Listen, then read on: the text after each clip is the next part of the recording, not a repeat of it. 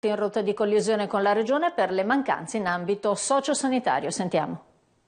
Non sono mai arrivati provvedimenti, regolamenti e leggi che traccino una strada netta su non autosufficienza, riforma delle IPAB e piano sociosanitario. A denunciarlo sono i sindacati dei pensionati che intendono chiedere a questa giunta conto, diciamo così, del fatto che la Regione dà conto di aver risanato in buona parte o attivato un percorso importante e virtuoso di risanamento dei conti regionali, e la denuncia che noi facciamo oggi è percorso assolutamente positivo, non c'è alcun dubbio, però a scapito di che cosa? in particolare anche della medicina di base, che non può più decollare perché zavorrata dalla spesa per sostenere i grandi ospedali, mentre sul territorio i servizi vanno via via assottigliandosi.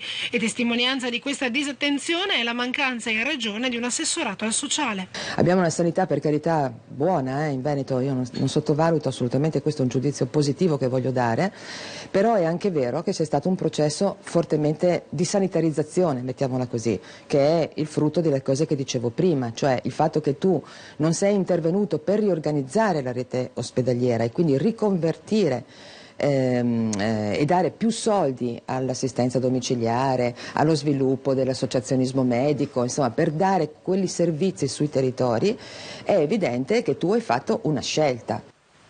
Un flash mob per